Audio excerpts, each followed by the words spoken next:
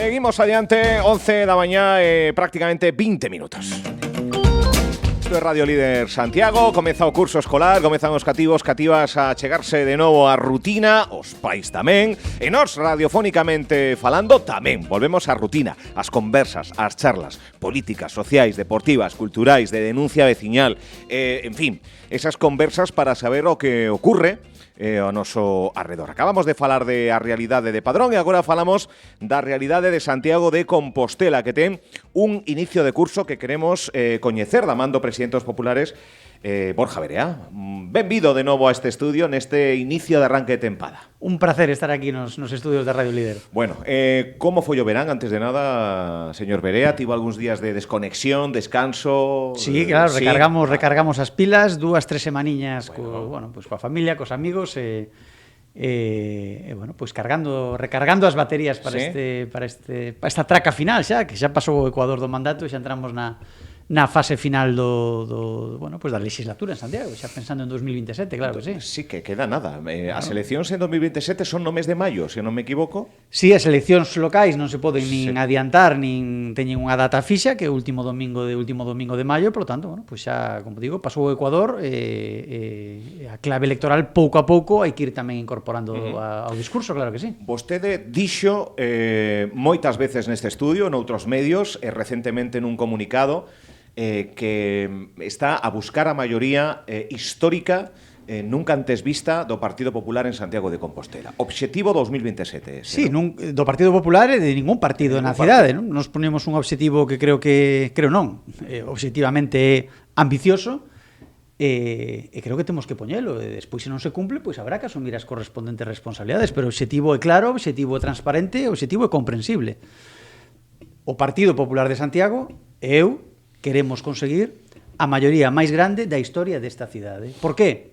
Porque entendemos que Santiago merece un cambio. E o cambio ou é total ou non haberá cambio. Seguiremos, bueno, pues cos mesmos trapicheos, tripartitos, bipartitos, Compostela Aberta, BNG, Partido Socialista, Compostela e BNG. E para ese cambio real, para ese cambio total, necesitamos un mandato claro. É o que lle estou pedindo á cidade, esa oportunidade, que confíen en min, que confíen no meu equipo, que confíen no noso proxecto, porque temos todas as ganas, toda a preparación, todo o coñecemento, e imos poñer pois todo o que temos para levar a Santiago onde se merece despois de prácticamente 2 décadas, xa non de parálise, senón incluso de retroceso. Falamos agora de moitos aspectos que están en riba da mesa no día a día da actualidade municipal, pero vostede fala de bipartito, pero casi sempre de tripartito. E agora que hai concelleiros tamén non adscritos, non sei se en base á súa opinión nos plenos e demais é un cuatripartito ou non. Creo que xa a denominación é secundaria. O que hai é pois unha suma de minorías obscenas, porque, bueno, hai que lembrar que moitas veces parece que se esquece, non? BNG, Goretti San Martín, ten 6 concelleiros de 25. Ese é o seu balance electoral. Eu, Partido Popular de Santiago, o meu equipo, temos 11, prácticamente o dobre. O que fixeron foi xuntarse 6-6-2, unha parte dese 6 pois autoimplosionou ou tirouse por un barranco. E, bueno, pois xa da igual que falemos de bipartito, tripartito, cuatripartito, o que é pois unha suma que completamente, bueno, pois unha tomadura de pelos cidadáns, como anunciamos desde o primeiro día, estáse a demostrar, porque esa implosión do Partido Socialista non é casual, pois, é consecuencia pois dese pacto obsceno, como digo, esa suma de minorías obscenas, 6 máis 6 máis 2, para impedir que goberne o que prácticamente chegou a maioría absoluta e prácticamente duplicaba ao seguinte, non? Pois imos a traballar para cambiar completamente eso. Bueno, insisto que falaremos de outros aspectos, pero xa que empezamos pola parte máis política de organigrama que afronta Raxoi, os concelleiros non adscritos en concellos como Noia, como Touro e outros moitos, formaron unha parte activa de mudar o propio alcalde en ambos os dous concellos, e moitos máis, pero estou falando un pouco dos da contorna. De momento, os non adscritos de Santiago de Compostela poden ter un papel tamén relevante para situalo a fronte da alcaldía de Santiago de Compostela no que resta de legislatura. Bueno, é certo que só o que lle corresponde responder a eles. E o que están respondendo é, bueno, pois blindar plena pleitesía a este BNG e Compostela Aberta, non? Por lo tanto, parece que por esa vía non cabe esperar un cambio, unha mudanza, tampouco polo Partido Socialista, que sempre foi a miña primeira opción. Eu sempre dixen que en Santiago debería, ou eu creía, que a maioría natural era o que ganou as eleccións con 11 concelleiros e co apoio do Partido Socialista que gobernou moitos anos a cidade. Tampouco parece que por aí haxa ninguna posibilidade, porque manteñen tamén esa blindaxe. Ou esa... intentou? Hubo conversas neste senso ou xa dá por feito que non? Se non dixen 20 veces públicamente que quería o apoio do Partido Socialista para gobernar a cidade, e a resposta pública do Partido Socialista é olvídese vostede, aquí a que queremos que goberne é o BNG e Goretti San Martín, pois xa non dá pé a empezar a traballar sobre un documento, non? Que o que a min me gustaría. En todo caso, bueno, pois pasou o Ecuador, pasou a metade, temos o peor goberno da historia desta cidade, que este BNG Compostela Aberta apoiado por Partido Socialista e polos non adscritos ou ex-socialistas, e, por tanto, ese obxectivo que nos estamos poñendo, pois creo que é ambicioso e creo que tamén nos dignifica, non? Porque non queremos, bueno, pois chegar por atallos secundarios, senón cunha maioría tan contundente que queremos que sea a maioría máis grande da historia desta cidade. Eso vai a depender, é imposible que cheguemos vai a depender de toda a xente, moitos ointes da Radio Líder que nos están escoitando agora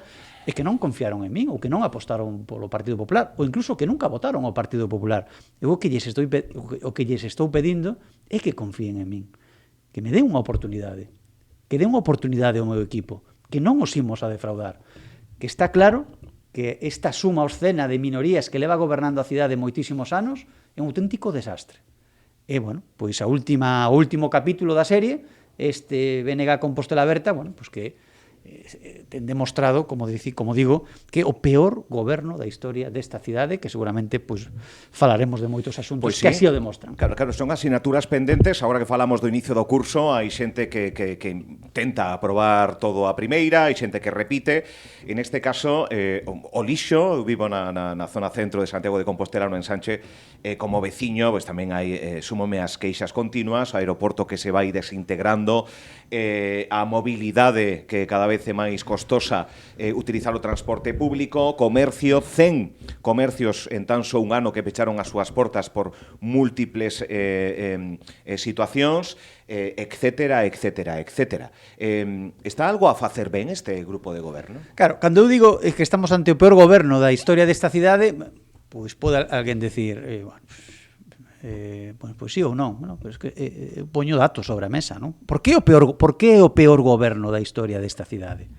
Nunca se tardaron tanto en pagar as facturas, nunca estivo a cidade tan sucia, cun agravante, que nunca pagamos tantos santiagueses por un contrato de limpeza, porque, bueno, pues estamos pagando, no, é que nunca se pagou tanto pola limpeza desta cidade e nunca a cidade estivo tan sucia. As tuberías nunca estiveron en peor estado as tuberías desta cidade, que están reventando, esburando por bueno, pues cada 2 por 3 por toda a cidade, por todos os barrios. O denuncia vostede e o denuncia Viacua. Pois un contrato caduco dende hai tempo. Que lle caducou a este tripartito, porque tampouco que veña atrás, que lle caducou tamén a este tripartito, neste caso na época do Partido Socialista. Falamos de criminalidade, sigue aumentando a criminalidade en Santiago. Falaba vostede de comercio, 100 comercios que se perderon no último ano, cando non paran de dar roldas de prensa de que queren prohibir aquí, que queren prohibir alá, que queren recuperar, pero se están arrasando, destrozando a nosa cidade con tanta norma, con tanta prohibición, con tanta exixencia, con tanto exceso, que ten demostrado, despois de anos, que é unha auténtica, un auténtico desastre. En vivenda, que esa cuestión posiblemente o maior problema que temos hoxe na cidade. Que fixeron en materia de vivenda? O rexistro de Soares levan prácticamente meses tamén facendo marketing de que subastaron unha vivenda, non? No casco histórico, pero isto é unha auténtica tomadura de pelo, non? Empresa pública de vivenda, que nos levábalo no noso programa electoral. Non fixeron absolutamente nada. Tamén nos din, non, que o Partido Popular cando gobernou extinguiuna ou eliminouna. Bueno, pois eso terán que explicalos tamén no 2011 porque se fixo, en que condicións, cunha crise tamén inmobiliaria tremenda, unha empresa pública deficitaria e completamente quebrada. Isto demostra que nós temos un discurso propio. Nós creemos nesa empresa pública de vivenda e, insisto, iba no meu programa electoral. Non foron capaces de poñela en marcha. Mercantilizan o solo público. Están licitando, agora mesmo, está en licitación solo público, solo de todos os composteláns e de todos os santiagueses que van a poñer en maos de constructoras privadas en lugar de facer vivendas públicas 100% públicas. A diferencia, para que entendan os ointes, con o noso modelo, edificando vivendas 100% públicas, un piso de 80 metros cuadrados costaría 100.000 euros, porque iría bonificado, lóxicamente, cos impostos de todos, porque hai esa necesidade. Con este modelo de mandarlo a constructoras privadas, ese mesmo piso, como moito, que moito me temo tamén, que vai a ser moito máis caro, o mellor dos prezos serán 180.000 euros. Eso é política do día a día, eso é facer as cousas ben ou facer as cousas mal. Claro, son moitos frentes abertos. Vostede nomeou como a vivenda como a maior preocupación que existe na propia cidadanía e que, polo tanto, chega, non, o conxunto do Partido Popular para tallar. É a vivenda, sí, o que máis lle preocupa da situación actual da capital de Galicia. Sen dúbida, non? Sí. Porque as políticas de Partido Socialista, Compostela Aberta, BNG, que levan décadas gobernando a cidade, bueno, pues levan a isto.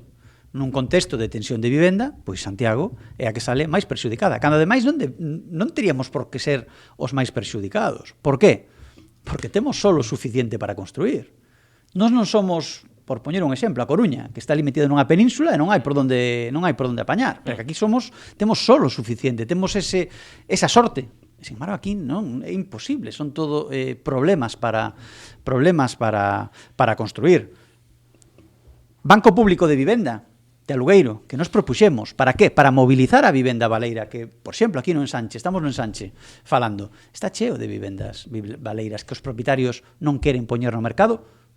Eles saberán por qué. Teñen medo, lles preocupa que lle destrocen os pisos, non cobrar. Nos propoñemos que o Concello alquile eses pisos e poñelos no mercado a prezos asumibles. Son moitas as propostas que facemos en materia de vivendas colaborativas, importantísimo tamén, que están facendo as principais capitais europeas, onde xente maior e xente nova comparten espazos comuns e teñen servicios de cooperación. Como digo, moitas propostas, bueno, eles non fan absolutamente. Outra moi importante, conversión de baixos en vivendas aquí en frente, en Conxo.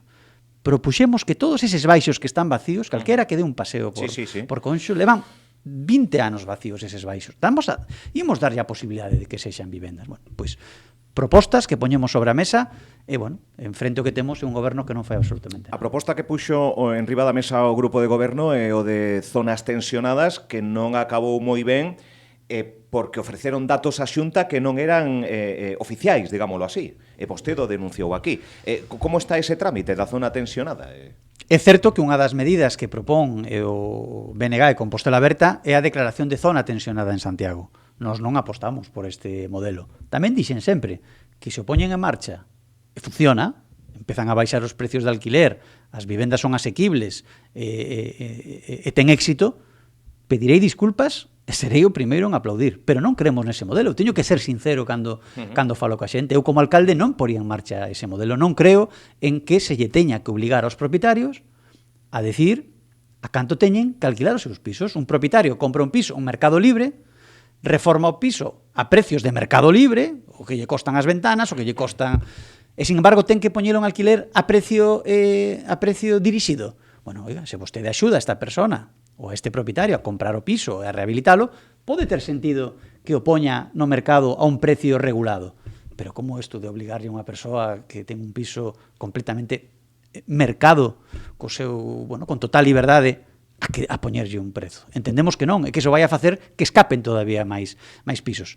E a única medida que poñen en marcha, que entendo que teña defensores, como é a zona tensionada, que eu non defendo, pero que, xa digo, se funciona aplaudirei, pois o fan mal.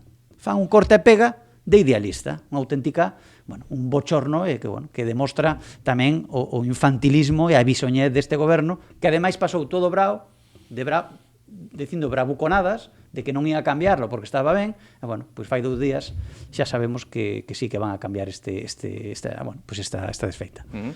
Hai poucos días coñecíamos cunha compañía aérea como Ryanair, importante, relevante, que a todo o mundo lle soará, a utilizará, pecha a súa base en Santiago de Compostela, polo tanto vai mermar as conexións que existen, tamén quedámonos con apenas 3 conexións internacionais das moitas que hai, en fin, que vemos como o aeroporto de Santiago de Compostela está en horas baixas. Isto é algo local, isto se escapa ao que pode facer un consistorio local? Aquí hai un culpable principal, hai un cómplice, ou uns cómplices, hai un culpable principal que non se nos pode escapar, que ese conflicto entre Ryanair e a AENA, ou o Ministerio, ou o Partido Socialista, a cuestión das taxas e outras cuestións que hai de fondo. E hai uns cómplices, por suposto que sí. Ti cando non tes dentro da túa axenda pública, ti cando non crees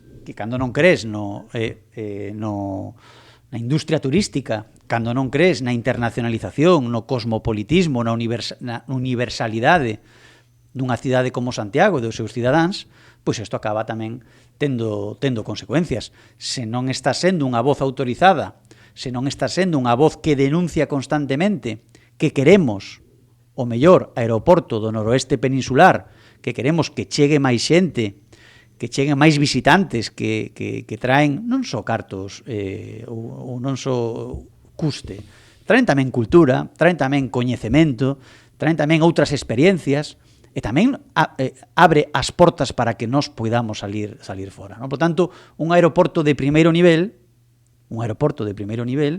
é o que se merece e debería de ter Santiago.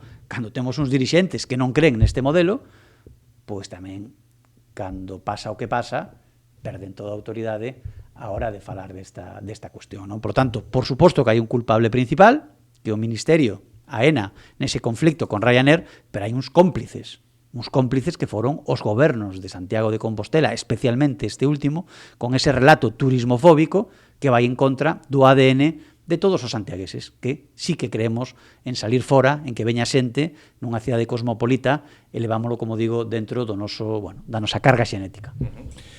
Dentro do que resta, que xa pasamos ao Ecuador, eleccións en maio de 2027, este é un goberno que o bipartito, tripartito para vostede que chegará ao final da legislatura? Vostede o ve así, sí?